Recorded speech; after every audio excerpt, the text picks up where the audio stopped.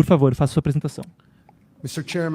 Senhor Presidente, membro Wild e membros distintos do comitê, meu nome é Paulo Figueiredo e eu sou a prova viva que respira das violações de direitos humanos no Brasil.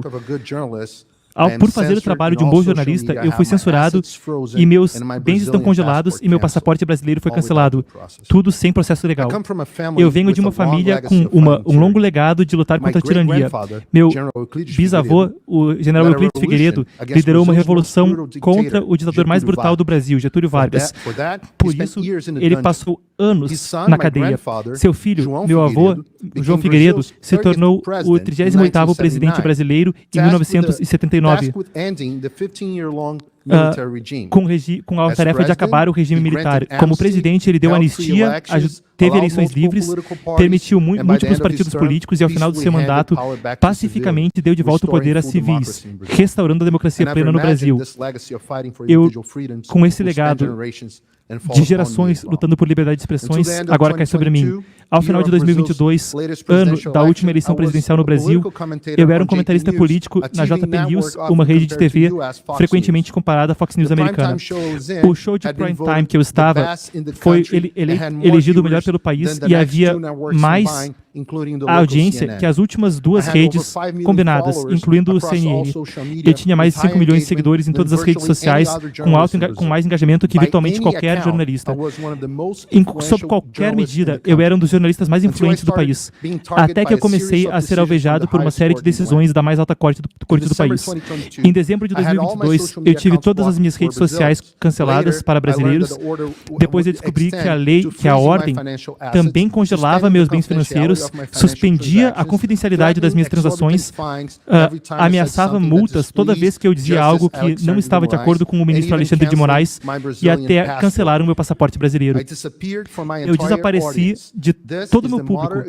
Esse é o equivalente moderno de ser mandado por uma cadeia, como foi meu bisavô. Em janeiro de 2022, depois da posse de Lula e as revoltas de 8 de janeiro, o Congresso brasileiro teve um caso contra a JP News, acusando o caso de financiar a revolta e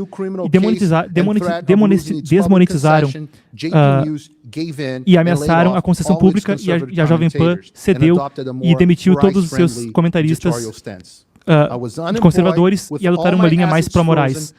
Eu estava desempregado, com tudo congelado e sem minhas redes. O Rumble e o Locals prometeram sempre manter a liberdade de expressão. Então, eu me juntei a eles, me tornando um dos principais criadores de conteúdo em cada um, com 120 mil no Rumble e cerca de 6 mil inscritos pagos no Locals. Mas em 2023, ordens absurdas e morais e a supressão, comigo como um dos principais alvos, acabaram fazendo com que ambas as plataformas fossem fechadas para todos os brasileiros. Em 8 de fevereiro de 2024, mídia brasileira noticiou uma nova ofensiva contra mim. Eu estava sendo investigado por falar de forma precisa na TV sobre o alto comando brasileiro e seu papel em dezembro de 2022. Nessa investigação, houve uma nova medida proibindo que eu tivesse contato com o ex-presidente Bolsonaro e com qualquer outra pessoa investigada. Uma tática clara de intimidação que cerceia minha atividade jornalística. Existe um único objetivo por trás de cada uma dessas coisas. Um fator comum, Alexandre de Moraes. Lembrem desse nome. Ele é de fato o ditador do Brasil. Ele é um ministro da Suprema Corte, ele dirige o TSE, a Corte Eleitoral, e ele também está adiante da infame investigação de fake news, que começou em 2019 e segue até hoje. Um precedente alarmante. Ao longo de tudo isso, meu trabalho estava ocorrendo do meu estúdio, na Flórida, onde eu morava desde 2016. Eu, portanto, estava sob a jurisdição desse país o tempo todo e, consequentemente, era protegido pelos direitos garantidos pela primeira emenda da Constituição americana. As companhias americanas têm obedecido ordens ilegais diretamente de ministros brasileiros, sem procedimentos internacionais, e estão cedendo dados de indivíduos que estão sob jurisdição americana. Esse Congresso deveria lidar com isso, já que não só viola nossos direitos constitucionais, mas também expõe um risco de inteligência e possivelmente viola a FCPA. De forma alguma, eu fui o único jornalista afetado. No mesmo dia, um jornalista premiado e autor premiado, Rodrigo Constantino, que está aqui, e Guilherme Fiuza foram alvos de decisões que eram copia e cola disso. Outros jornalistas, como Alan dos Santos, também presente aqui hoje, enfrentaram medidas até mais duras, incluindo ordens de prisão. O podcaster libertário Monark, conhecido como Joe Rogan brasileiro, sofreu um destino semelhante. Estão ambos exilados nos Estados Unidos. Há outros exemplos, incluindo congressistas ou mesmo a juíza Ludmila Grillo, aqui na audiência, um congressista como Gustavo Gayer, Nicolas Ferreira, também estão aqui, ou Marcel Van Hatten, Carlos Ordi, Alexandre Ramagem, Carla Zambelli. Muitos outros membros do Congresso e mesmo o senador Marcos Duval, que teve suas redes sociais bloqueadas, seus escritórios invadidos. O congressista Daniel Silveira atualmente está 9 anos na prisão por gravar um vídeo criticando duramente Moraes. O ex-congressista Deltan Dallagnol, o ex-procurador que colocou Lula condenado por corrupção, também está aqui por ordem de Moraes. Uma pesquisa mostra que 70% dos congressistas brasileiros acreditam que a Suprema Corte invade sua jurisdição. 2/3 dos brasileiros acreditam que o país vive sob uma ditadura judiciária. Demonstrações com centenas de milhares de pessoas são principalmente contra Moraes. O povo brasileiro e o Congresso sabem que Moraes está fora de controle, mas estão paralisados com medo. Muitos perguntam como um único juiz pode fazer tantas coisas, dado que o Brasil tem leis para a liberdade de expressão. Na verdade, Alexandre de Moraes não tem esse poder por lei, e suas ações flagrantemente violam a Constituição do Brasil, e especificamente o artigo 5º, artigos 4, 9º e artigo 220, bem como leis internacionais das quais o Brasil é signatário, como o artigo 13, parágrafos 1 e 2 da Convenção Americana de Direitos Humanos e o artigo 19 da Declaração Universal de Direitos Humanos. Essa censura e perseguição acontecem dentro de processos ilegais, como a dita investigação das fake news, que agora investiga até Elon Musk. De Moraes age como a suposta vítima, investigador, procurador e é o juiz, sem direito a recurso. Ele também age através do seu cargo no TSE, que deu para ele poderes diferenciados durante as eleições de 2022, que persistem até hoje. Esses atos ocorreram de forma velada, com casos correndo sob sigilo judicial e com advogados sem acesso aos arquivos. Meu caso é icônico. Por 1 ano e meio estou sofrendo as penas sem ter sido formalmente noticiado dos procedimentos contra mim, me tornando incapaz de me defender.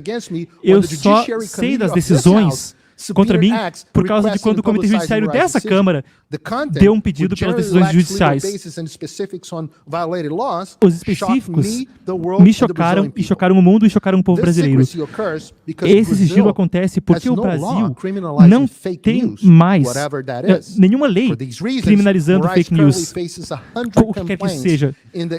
Por esse motivo, Moraes tem uma série de alegações na Corte Interamericana de Direitos Humanos, mas lamentavelmente eles estão sentados sobre os casos. Os Estados Unidos talvez tenham um papel amplo nesse senso. Alguns poderiam dizer que o governo americano e ONGs agiram diretamente para fortalecer a censura no Brasil.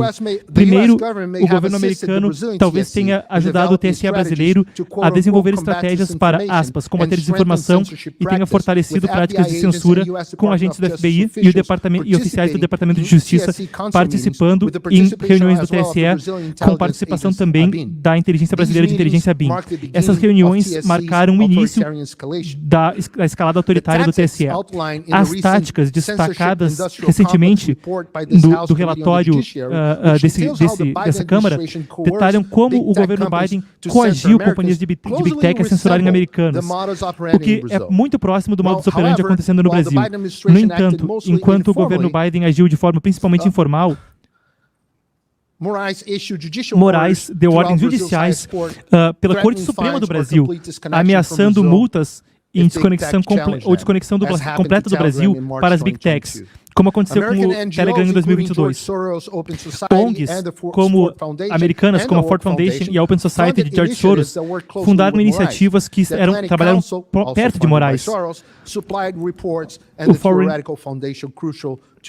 cederam relatórios cruciais para sua investigação de fake news.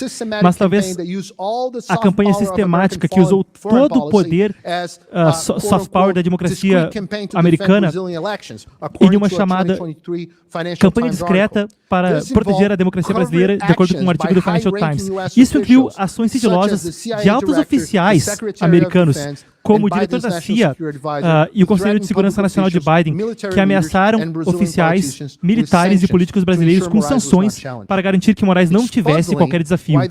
É estarrecedor porque os Estados Unidos, tradicionalmente, que promove liberdade de expressão e democracia, usaria seus principais oficiais para apoiar a censura e para apoiar um presidente alinhado com China, Rússia, Hamas, Cuba, Venezuela, cartéis de drogas e oposto a interesses americanos globalmente, e que mesmo mina o dólar como uma moeda global.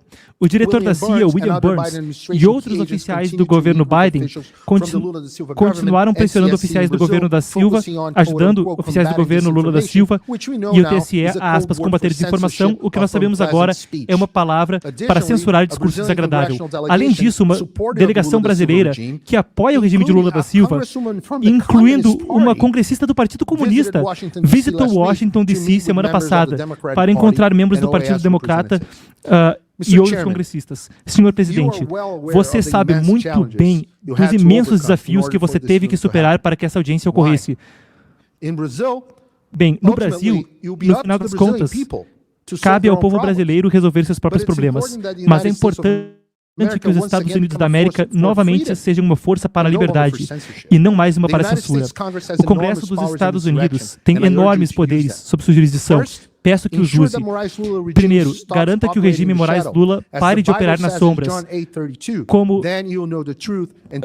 está em João 8:32, saberás a verdade e a verdade vos libertará. O Brasil tem que estar mais frequentemente em audiências e o Congresso tem que usar seus poderes para trazer luz ao fato de congressistas visitem o Brasil. Eu falo por parte dos congressistas brasileiros aqui. Vocês são bem-vindos no nosso parlamento e a sua presença trará visibilidade maior do que nós temos tido. Segundo lugar, usem poderes de supervisão contra políticas do Poder Executivo que afetam não só as liberdades no Brasil, mas os interesses do governo americano no mundo todo, alimentando regimes hostis à América como a China. Terceiro, recursos indo para a OEA. O pagador de imposto americano não deveria estar dando recurso para agências que não estão fazendo os interesses do povo. Por fim, sanções a oficiais brasileiros que violam sanções e sanções a oficiais que violam as liberdades do povo brasileiro. Isso é o que imploro de vocês por parte de milhões de brasileiros. Deus abençoe a América, Deus abençoe o Brasil. Traduzindo melhor, no final ele falou sanções a pessoas, organizações, etc., que ameaçam a liberdade de expressão no Brasil.